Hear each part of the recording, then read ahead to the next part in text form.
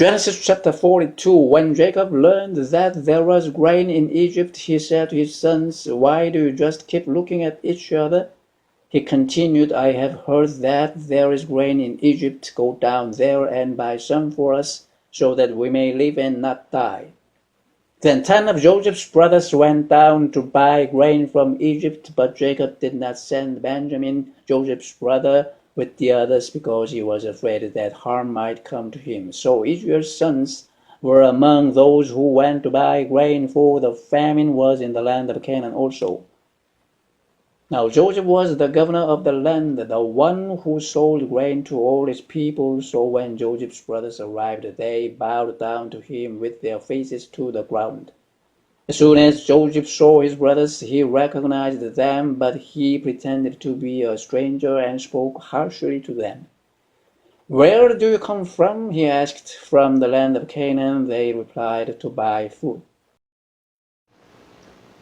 Although Joseph recognized his brothers, they did not recognize him. Then he remembered his dreams about them and said to them, "You are spies. You have come to see where our land is unprotected."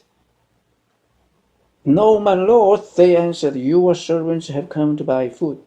We are all the sons of one man. Your servants are honest men, not spies." "No," he said to them, "you have come to see where our land is unprotected." But they replied, "Your servants were 12 brothers, the sons of one man who lives in the land of Canaan. The youngest is now with our father, and one is no more." Joseph said to them, "It is just as I told you. You are spies, and this is how you will be tested. As surely as Pharaoh lives, you will not leave this place unless your youngest brother comes here. Send one of your number to get your brother. The rest of you will be kept in prison, so that your words may be tested to see if you are telling the truth. If you are not, then as surely as Pharaoh lives, you are spies." And he put them all in custody for 3 days. On the third day, Joseph said to them, "Do this, and you will live, for I fear God. If you are honest men, let one of your brothers stay here in prison, while the rest of you go and take grain back for your starving households. But you must bring your youngest brother to me, so that your words may be verified and that you may not die." This they proceeded to do. They said to one another, "Surely we are being punished because of our brother. We saw how distressed he was when he pleaded with us for his life. But we would not listen. That's why this distress has come upon us." Reuben replied, "Didn't I tell you not to sin against the boy? But you wouldn't listen. Now we must give an accounting for his blood." They did not realize that Joseph could understand them, since he was using an interpreter. He turned away from them and began to weep, but then turned back and spoke to them again. He said, "Simeon taken from them and bound before their eyes."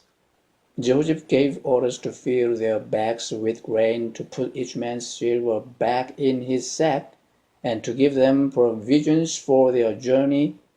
After this was done for them, they loaded their grain on their donkeys and left. At the place where they stopped for the night, one of them opened his sack to get feed for his donkey, and he saw his silver in the mouth of his sack. "My silver has been returned," he said to his brothers. "Here it is in my sack." Their hearts sank, and they turned to each other trembling and said, "What is this that God has done to us?" When they came to their father Jacob in the land of Canaan, they told him all that had happened to them. They said, "The man who is Lord over the land spoke harshly to us and treated us as though we were spying on the land. But we said to him, 'We are honest men, we are not spies. We were 12 brothers, sons of one father.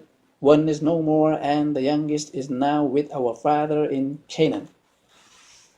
Then the man who is Lord over the land said to us, This is how I will know whether you are honest men. Leave one of your brothers here with me, and take food for your starving households, and go.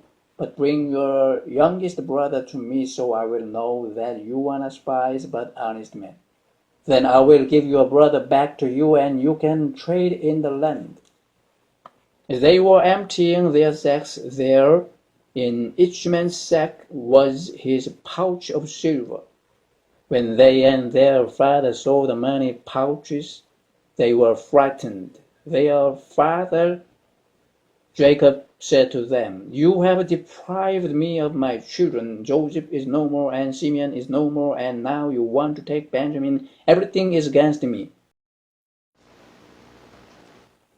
Then Reuben said to his father, You may put both of my sons to death. If I do not bring him back to you, entrust him to my care, and I will bring him back. But Jacob said, My son will not go down there with you. His brother is dead, and he is the only one left. If harm comes to him on the journey you are taking, you will bring my gray head down to the grave in sorrow.